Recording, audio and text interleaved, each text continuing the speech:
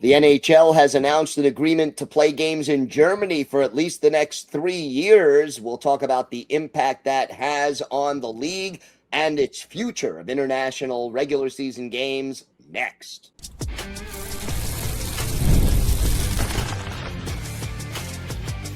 You're Locked On NHL, your daily podcast on the National Hockey League. Part of the Locked On Podcast Network, your team every day. Welcome, everybody, to the Friday edition of the Locked On NHL podcast, part of the Locked On Podcast Network, your team every day. I'm Gil Martin. I host Locked On Islanders. I'm here each and every Friday with Rachel Donner from Locked On Flyers. Happy Friday, Rachel. Happy Friday indeed. We are getting closer to training camp. We're just a few weeks away right now. Getting a little more of that hockey feeling coming down the pike, which is a welcome change for sure. And talking about changes, the NHL is making some, just announced some games in Germany this year, not just this year, but they're going 3 years in a row with some games in Germany. Your initial thoughts on the announcement and what it means for the league? Yeah, they've been talking about it quite a bit over the last year. Gary Bettman has, as part of the kind of state of the NHL or after Board of Governors meetings. And that's why we got, the couple of games in Germany for this upcoming season. And, that they were going to put some money into expanding the NHL fan base in Germany. According to the press release for this new announcement, they're adding more money to their youth hockey programs and all of that. And it really is, I think, a good thing for the, their European efforts to focus a little bit on Germany here. And, when you look at the kind of players that come from non-North American countries here, there's a few Germans in the mix, not a ton right now, but I think if they're looking to expand the World Cup of Hockey down the road, maybe you want a team's worth of German players in the NHL, to be able to expand there. And like you said, they're going to have, more games next season. And they announced that Edmonton will be playing in Cologne, where Leon Draisaitl is from. And the Bruins are going to play in Munich, where J.J. Peterka is from, who is now going to be on the Boston Bruins. And, they don't have opponents. They're not sure, exactly what's going on with that. But it'll be interesting to see if the opponents for these teams also have German players on them, which limits the list quite a bit. Yes, it most certainly does, based on the fact that there are, as of now, 7 German-born players in the National Hockey League. And, I mean, you got Draisaitl, Tim Stützle, Moritz Seider, Peterka, Nico Sturm, Lukas Reichel, and Philipp Grubauer. So if you're going to go with German players on both teams, yeah, that's a very short and limited list. Right. And so I think it makes it a little bit difficult to, just tie the opponent to having German players there. I do think that, they can try, but my guess is that they'll have to, just based on the schedule, and what teams are willing to do that trip. I think, I don't know the exact behind the scenes rules on that. If the league says you're going to Europe, you just got to go. Right. But I think that it'll be interesting to see what opponents they get and, who's willing to go up against a hometown hero, so to speak, in their home country.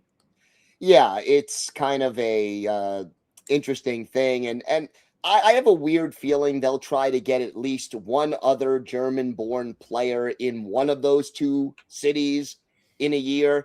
And, the ironic thing is, an injury or a trade could blow up all of those plans before, they could plan it out, the best laid plans of mice and men, right? I mean, it doesn't always work.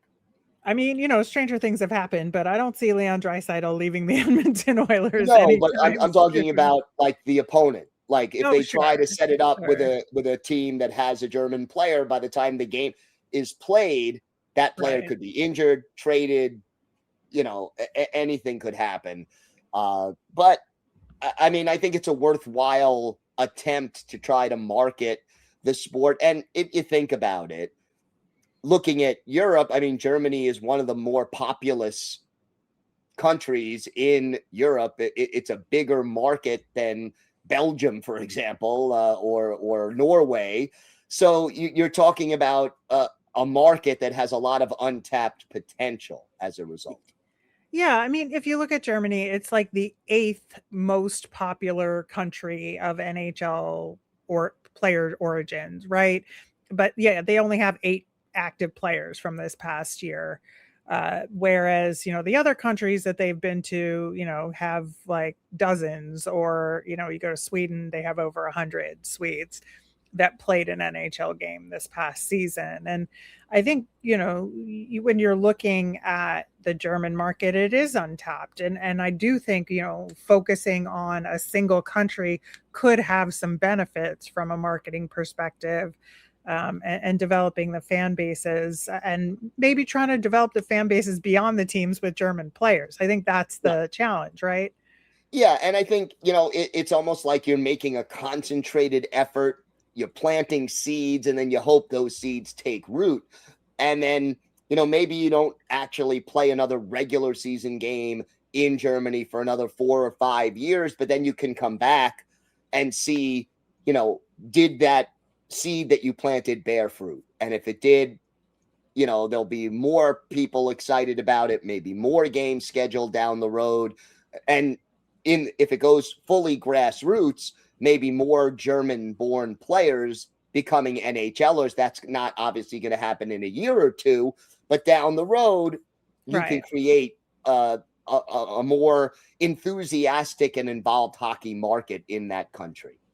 Yeah, it's interesting because, if you put German players aside, for the opponents, like wanting to bring like the biggest NHL rivalries over to Europe, against the existing teams. So, we have that announcement for next season, right? So, do you send Calgary over there to play Edmonton, right, and have that rivalry? Do you send Montreal to play Boston, or do you send the New York Rangers to play Boston, or something like that?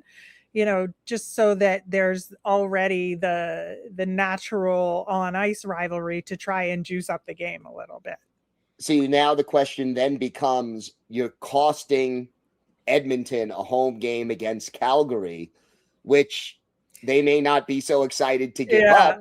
Whereas, if you get them to play, a team that like they have no substantial connection to, some East Conference team that they don't play very often, that it may be tougher to sell tickets for, maybe that makes a little bit more sense in the short term, because how much does the German market know about the Battle of Alberta? That is true. Or do you go with like the more young, exciting players, right? Do you send the San Jose Sharks over there? Right, right. Yeah, I mean, you want to market Celebrini and company out in Europe, especially, it would make sense to send a young, talented team over there, because you get Celebrini or Matthew Schaefer or, some of these really good young players. They're going to be in the NHL for 10, 15 more years. You start making fans of Macklin Celebrini in Cologne, that lasts a while. That can help sell the game over the long term. Right. And if you have the Blackhawks already going over there this season, like you don't have them go again, right? Right. So, and the Ottawa Senators as well, and that's where Stützle is. So, like, you've already wiped that German player off the board, so to speak. So I do think it is a little bit more wide open in terms of the opponent potential, and I do really strongly think like maybe you send the Ducks over there too. I think that would Yeah. be another good option. Yeah, definitely a lot of good young talented players there. Now, there also has been talk about a possible outdoor game in Europe. talk to us about that, because it does certainly have some interesting possibilities. Yeah, I think if you have, something along the lines of the Stadium Series in Europe as opposed to in North America, I don't think anybody in North America is complaining about that. Like, No. oh, nobody would care, I think. And it would be fun for the players. I think it would be a fun environment to do it in. And, if you go to one of the big European soccer stadiums, I think they always have a tremendous atmosphere. I've been to soccer games there. I've been to American football games in those soccer stadiums. I've been to concerts in those soccer stadiums. So I've run the gamut of European sports travel. And, I think it would be absolute banger of a thing to do is to put the Stadium Series in Europe. Yeah, I think it would be fun. And look, let's face it, maybe they're having a few too many outdoor games here in North America. Yep. That we may have reached the saturation point of it no longer being all that novel, and having it over in Europe at a great soccer stadium. I think there's a certain appeal, and the tradition and the pageantry of each individual stadium, and they all have their own little traditions before and during a game. Yep. I think that adds local flavor and again further involves the local fans. Yeah, 2028 Winter Classic at Penn State, Flyers Pens, and then you send the Stadium Series abroad. Sounds perfect to me. There you go. Well, we'll see whether or not that comes to fruition, but they've been talking about it at a pretty high level. Assistant Commissioner Daley mentioning that possibility. So we'll see how that all plays out. We have got more to get to on today's show. We'll talk a little bit more about these international games, some other options, and what the future of the league will look like as a result. We've got all of that and more coming up next. Locked On NHL is brought to you by FanDuel. Baseball fans, if you think you know who's hitting a homer today, FanDuel is giving you a free chance to call your shot with daily dingers. It's easy to play. Just make your free pick for who you think will hit a home run in their game. If you're right, you'll receive a profit boost to use on your next bet for a chance at extra winnings. Best of all, you can make a free pick every day throughout the MLB season. Daily Dingers is another way to stay engaged with every day's games, whether you're following your favorite team or keeping an eye on matchups across the league. Every game has someone capable of going deep. Now you get the chance to make your prediction before first pitch. Sometimes it's a hitter who's been on a hot streak, a favorable pitching matchup, or even a ballpark that tends to give up home runs. Those are always the first things I look at before making my Daily Dingers picks. So are you ready to play your game today? Join all the action at FanDuel.com. That's FanDuel.com to play Daily Dingers and make your free pick on who's hitting a homer. Play ball and swing for the fences on FanDuel, an official partner of the MLB. So, Rachel, one question that we were talking a little bit about before we started recording this episode, is there a little too much focus on Europe for these international games? Yeah, it's interesting because we just talked about, the countries that have the most NHL players in it outside of North America, right? And so Sweden is atop that list right now, with Russia not too far behind. Now, for obvious reasons, they are not even remotely discussing games in Russia right now. But, down the road, is it a possibility? Maybe. It's just felt like, they're doing the best they can in terms of spreading the wealth, with these international games. The first regular season games, though, going back to 2007, which were in London, right? Which we haven't even heard peep about London in these many years. And, there is a professional hockey league in the UK that's kind of ECHL level-ish, right? But I do think that it is very interesting that one of the biggest, global markets in the world in London is over in Europe near all these other places. We haven't heard anything about that. And it's a country that speaks English as its native language, obviously, so that makes it a little Right. easier to sell the game and to for the players who are visiting and heading over there. I wonder why. Is it possible that the arenas there are just not big enough for the NHL's purposes? I mean, there may not be one with the right shape, but they could certainly do one of the outdoor games there in the Yep. soccer stadiums. Some of them have roofs. I mean, the O2 arena is freaking huge. I've been to concerts there many times. And Right. so, I've been to a lot of arenas there. I've been to a Belfast Giants game, which was a lot of fun in that arena, right? So I've been to hockey in the UK, and it's a pretty vibrant atmosphere. The Cardiff Devils is a pretty fun atmosphere for their games as well. So I think there is room in the UK for it, and there are certainly places they could have it, but without English players in the NHL, like, is that even going to happen? We've had a handful over the years. I mean, Right, Steve but not now. Thomas, but yeah, I mean, we've had the odd player from South Africa. We've had different nations represented at different times, but as far as a large contingent, no, we have not really had that in recent years. Yeah, it's just they've put all the games in countries where there's a larger concentration of NHL players. And, we've had games in Finland, games in Czechia, games in Switzerland. Like, it's been like that. And, while we've had, selected players here and there from other countries, I guess there may have been a game in Slovakia once, but I don't remember that specifically. But I think it is interesting, like, that we're going to a country and putting a lot of effort when there's only 8 players, there. And is that the right strategy? And is staying in Europe at all the right strategy, right? And is that strictly time zone, or is it just logistics and not wanting to spread yourself too thin?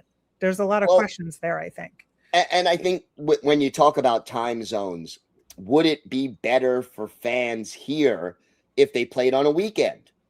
Mm-hmm. Just because you don't have to wake up for work the next day. If the game is really late, okay, it's a special occasion. I can stay up. I can watch the game and not have to worry about, that. Or are they going to concentrate more on the convenience of the fans in the local location and just say, okay, Tuesday night it is.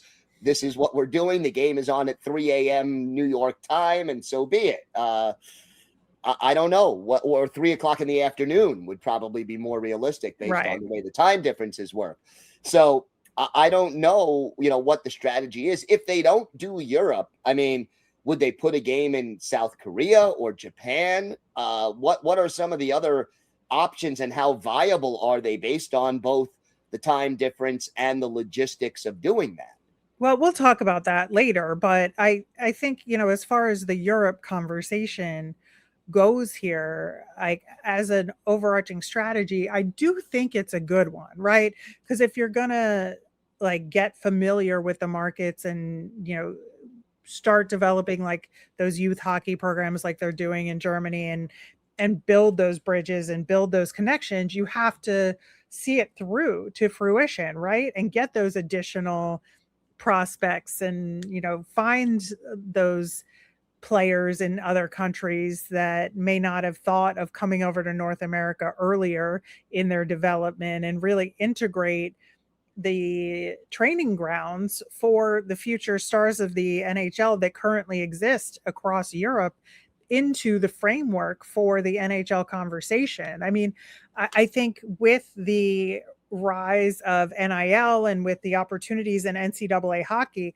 this is where that's going to increase, right? Because you're going to find that you're going to get these European players to come over to go to colleges in North America, where they wouldn't necessarily do that to play in the junior leagues. Sometimes they do, and they have, don't get me wrong, but I think that the incentive will be that much greater for them to play college hockey which is ostensibly a better training ground than junior hockey when it comes to level of competition, playing against older players, and the physicality and all of that.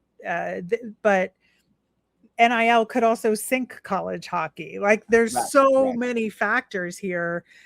But I do wonder if this concentration in Europe and in Germany specifically is going to change the prospect development path in the NHL.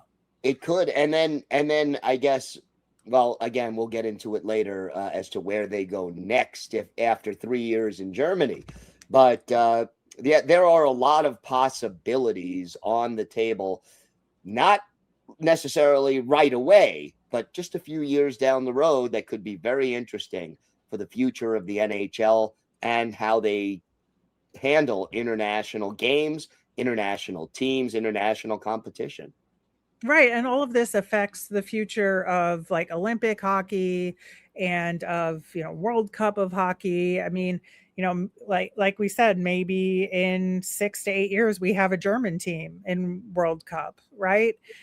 Whereas now, like, there's just not enough NHL players that you could ice a team effectively. And so we're getting like the European hodgepodge team, I guess. But like that is to be determined. But again, I do think there's some very good benefits to concentrating your efforts into a few countries. But, there's also some opportunities lost by doing that too. No question about that. We will talk more about international options coming up next.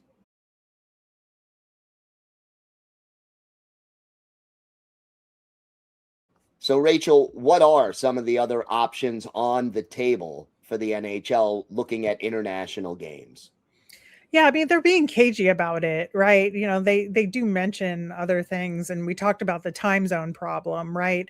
And that's where going to Korea, going to Japan, I think Japan, although China, there is something to that, I think, about playing NHL games in China. But I think Japan might be the first place you would go in East Asia if you're going to play a game there, given what we've seen in Olympic and international competition. But I do think there's something to be said for expanding your footprint into these other places. I think Australia is a great place to go as well. That's really difficult from a time zone perspective, yeah, for sure. But I do think the opportunity is there. They have a men's league, they have a women's league there. They have a burgeoning hockey development there. We've seen Australians make their way over to North America in the past, and so I think there's something to be said for looking further afield into places like that. Do you ever see the possibility of a division of international teams competing in the NHL? I mean, ultimately, I don't. I think that's where they draw the line. I think expansion, there are too many other markets in North America that have yet to be tapped. And, we're arguing about that there's already maybe too many teams here. Yeah. So, even if we get to 36 teams, I certainly think that's a cap off point for the time being. And I think 32 is past the cap. The tap. Understood. Yes. But yes. But in realistic land, when we're talking about Houston, when we're talking about Atlanta, when you're continually talking about Quebec City, when there's other, Austin has been on the table there. Portland could be on the table. There are other cities, and there are geographic gaps there. We could go back to Arizona, who knows? But I do think that ultimately a division abroad might be a bridge too far. And I feel like the NFL is a good model of that, because I feel like if anybody has the money or the willpower to do it, it's the NFL, and they're not doing it. So not yet. They've been rumblings that they could, but they haven't. What about they're having too much fun randomly going to Brazil or Ireland or whatever, Yeah.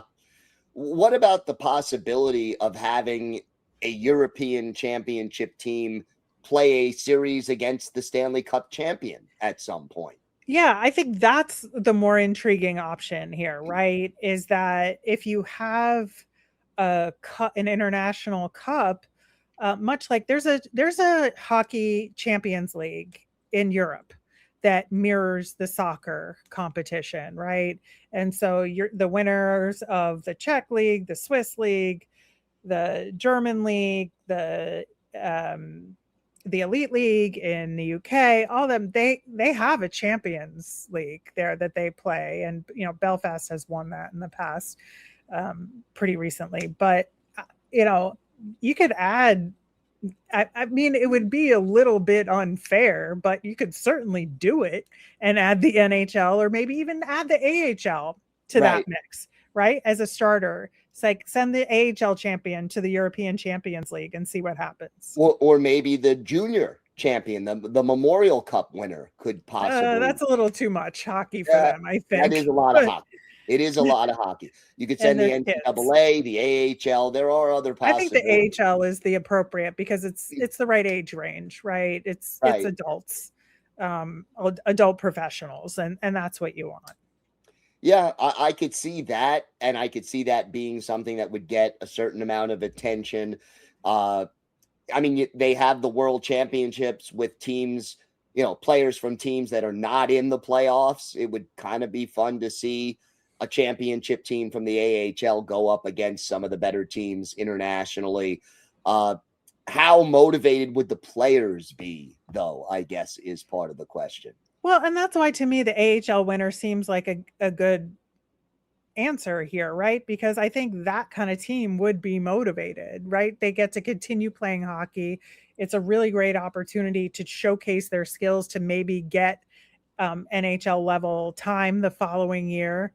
I think there would be a little bit more cachet to it than the World Championships with the trickle in of NHL players. I mean, certainly you'd have to look at the calendar and not have a conflict between the World Championships, which is always later, to allow for NHL players to participate in it, when I believe Champions League in Europe would kind of is in the tail end of the NHL playoff timing wise. So they'd have to adjust that. But, I think there would be a lot of really good incentives for an AHL championship team to go play another tournament in Europe.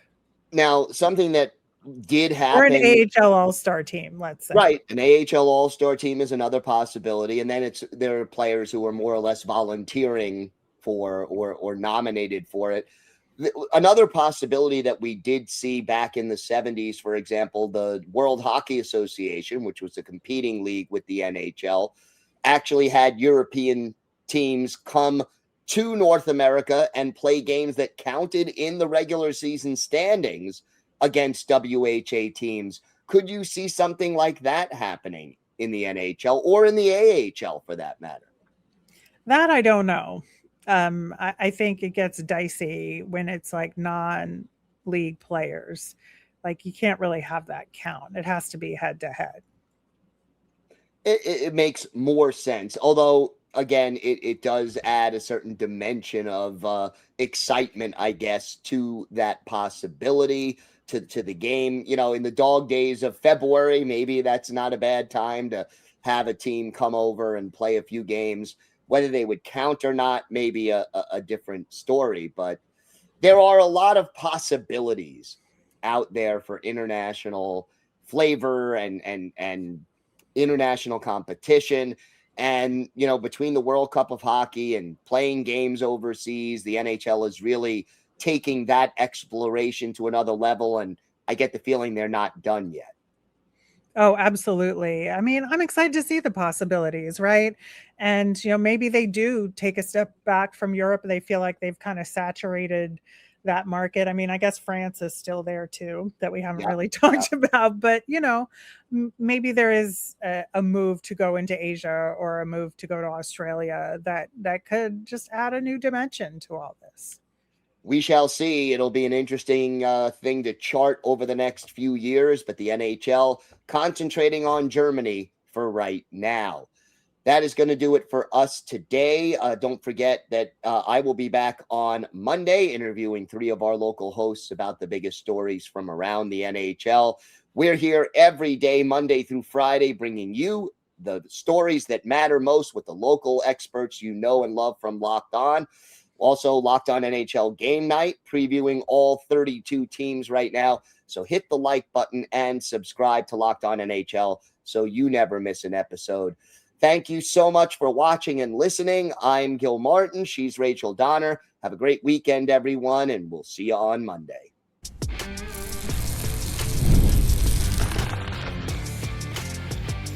You're Locked On NHL, your daily podcast on the National Hockey League. Part of the Locked On Podcast Network, your team every day.